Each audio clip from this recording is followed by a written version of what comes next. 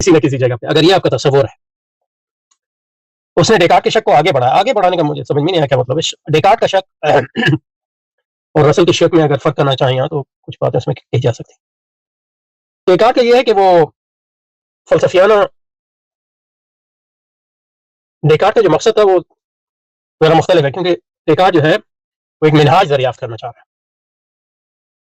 جس کی بنیاد پہ ہم علم کی یقینی بنیادوں پر پہنچ سکیں. وہ کہتا ہے ہماری بنیاد جو ہے یقین سے ہونی چاہیے، اور یقینیات جو ہے ہر چیز پہ وہ نہیں کہہ رہا، لیکن وہ کہہ رہا ہے عمارت ہے ہماری علم کی، یہ بھی اس کا تصور ہے. تو عمارت کی کم از کم بنیادیں تو ایسی یقینی ہوں کہ وہ یقین جو ہے ناقابل شکست ہو، یا انڈیفیزبل جس کو فلسفی کہتے ہیں، یعنی یقین مطلق کی تلاش کر رہا ہے، ہر چیز کے بارے میں نہیں لیکن بنیادوں کے بارے میں، کم از کم فاؤنڈیشنز کے بارے میں. اس نظریے کو فلسفی کے زبان میں فاؤنڈیشنلزم بھی کہتے ہیں، یہ بنیاد پرستی ہے. اور وہ کہتا ہے کہ لیکن جو یقین مطلق کیسے آئے گا، وہ کہتا ہے شک مطلق سے آئے گا. ہر چیز کو شک کر یہاں تک کہ تو اس مقام پر پہنچ جائے جہاں شک کرنا ممکن ہو جائے تیرے لیے، یعنی فزیکلی اور سائیکولوجیکلی ناممکن ہو جائے اور لاجیکلی بھی. تب تجھے یقین آ جائے گا، اور پھر اس کی بنیاد پہ یعنی ہر چیز کو اڑا دے، اور پھر اس صفت کی بنیاد پہ جو ہے اپنی بنیاد رکھو، اور پھر جب بنیاد آ جائے گی تو ایک اس کا عمومی یہ منہاج کی بات. اصل کم از کم اس کتاب میں اس کی یہ بات نہیں ہے، لیکن یہ کہ جیسے میں نے کہا کہ تجربی جو فلسفی تھے وہ بھی ڈیکارٹ کے ہی متبین ہیں، اس سے اختلافات کے باوجود، کیونکہ ڈیکارٹ کا جو فکر ہے اس کے دو دھارے نکلتے ہیں. ایک کو ہم کہتے ہیں کانٹیننٹل ریشنلزم، یعنی بر اعظمی عقل پرستی، اور دوسری ہے برطانوی تجربیت. اور پھر جو ہے کانٹ نے ان کا ایک ائتلاف کرنے کی کوشش کی، اور کانٹ کو پھر آگے بڑھایا ہیگل نے. ہیگل کے بھی دو، ایک اس کے رائٹ ونگ اور لیفٹ ونگ شاگرد ہوئے. لیفٹ ونگوں میں مارکس بھی شامل ہے، پھر باخ بھی شامل ہے، اور رائٹ ونگوں میں جو ہے پھر جو اس میں کنسرویٹزم آ جاتا ہے، نیشنلزم آتا ہے، فاشزم آتا ہے وغیرہ. اور اس میں لبرلزم بھی آتا ہے. مثلا دیکھیں نا فوکیاما جو ہے وہ بھی اس کی بھی بنیاد ساری ہیگل ہی ہے، جو اس نے کہا اینڈ آف ہسٹری. اور ہمارے علامہ اقبال صاحب بھی ہیگل کی شاگرد ہیں، ایک معنی میں متبع فالوور ہیں، کم از کم reconstruction of religious thought in Islam. ظاہر شاعری میں تو ان کی مطلب یہ ہے کہ وہ ایک الگ چیز ہے. ہیگل کا صدف ہے، ہیگل کا کیا ہے صدف خالی، یہ کیا فرماتے ہیں ہیگل کا صدف گوہر سے خالی ہے، اس کا طلسم سب خیالی. ہیگل کا صدف گوہر سے خالی، گوہر سے خالی، گوہر طلسم ہے اس کا طلسم سب خیالی. محکم کیسے ہو زندگانی، کس طرح خودی ہو لازمانی.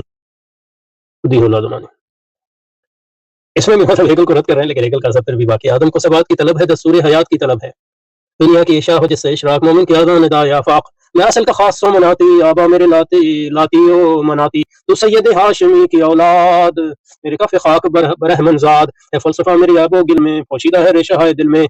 اقبال اگرچہ بے ہنر ہے، اس کی رگ رگ سے باخبر ہے.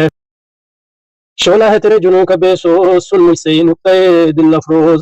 انجام خرد ہے بے حضوری، انجام خرد ہے بے حضوری ہے. فلسفہ زندگی سے دوری. اس میں بھی ہیگل کا ہے فلسفہ زندگی سے دوری، کیونکہ ہیگل کے پریگمیٹسٹ بھی ہیگل کے شاگرد ہیں، مثلا ڈیوی اور کم از کم ڈیوی اور دوسرا کون ہے، ولیم جیمس ہے. پیئرس اتنا نہیں، پیئرس الگ چیز ہے. وہ ہے فلسفہ زندگی سے دوری. افکار کی نغمہ ہائے بے صوت ہے، ذوق عمل کے واسطے موت. دی مسلک زندگی کی تقویم، دی سر محمد و ابراہیم. دی مسلک زندگی کی تقویم، دی سر محمد و ابراہیم. دل در سخن محمدی بند اے پورے علی زبو علی چند. دل در سخن محمدی بند اے پورے علی زبو علی چند. چدیدہ رابین داری، قائد کرشی بحث بخاری سے کس کی طرف. یہ ہمیں حکیم خاقانی کے آخری دو فارسی والی حکیم خاقانی کے علامہ اقبال نے نقل کی. بہرحال کہاں سے چلے گئے، ٹھیک ہے. تو جو ڈیکارٹ کا شک تھا وہ ایک عمومی شک ہے جو جس کا مقصد یقین کا حصول ہے اور علم کی یقینی بنیادیں فراہم کرنا. جو رسل کا یہ شک ہے وہ خارجی دنیا کا علم کیسے حاصل ہوتا ہے. جب ہم اس پہ غور و فکر کرتے ہیں تو اس میں شکوک تو پیدا ہوتے ہیں، کیونکہ مثلا یہ کہ میں اس کو دیکھ رہا ہوں تو میں اس کا جو علم حاصل کر رہا ہوں وہ حواس کے ذریعے حاصل کر رہا ہوں، اور حواس جو ہیں وہ امپریشن جو میرے ذہن پہ مرتسب ہوتے ہیں، تو میرے اور وہ ڈیپینڈ کرتے ہیں میں کہاں کھڑا ہوں، روشنی کہاں سے آ رہی ہے، کتنی ہے، وغیرہ وغیرہ، سورج نکلا ہوا ہے، غروب ہوا ہوا ہے، وغیرہ وغیرہ، کس اینگل سے دیکھ رہا ہوں، یہ ساری وہ بات کرتا ہے. اور یہ بنیادی طور پہ یہ چیپٹر جو ہے اس کا ایک موٹی کتاب ہے مور کی، اس کا نام شاید پرابلم آف فلسفہ ہے، پرابلم آف فلسفہ ہی ہے میرا خیال سے، اس کا نام میں بھول گیا، وہ اس کے ساتھ ہی پڑھی تھی، لیکن یہ کہ وہ کافی موٹی کتاب ہے، اسی کا اس نے ایک خلاصہ پیش کیا ہے اس چیپٹر میں، وہ اس کے منہاج کا، اس لیے اس کا شکریہ بھی ادا کرتا ہے پریفس میں. تو شک یہ ہے کہ خارجی دنیا جو میرا علم ہے وہ اس میں خارج کا حصہ کتنا ہے اور ذہن کا حصہ کتنا ہے، اور میز جیسا کہ میں دیکھ رہا ہوں وہ خارج میں ویسے ہی موجود ہے نہیں، ظاہر اور جس کو باطن حضرت کہہ رہے ہیں کہ ظاہر اور حقیقت، اس کا پیرنٹس اینڈ ریالٹی کہتے ہیں، ریالٹی.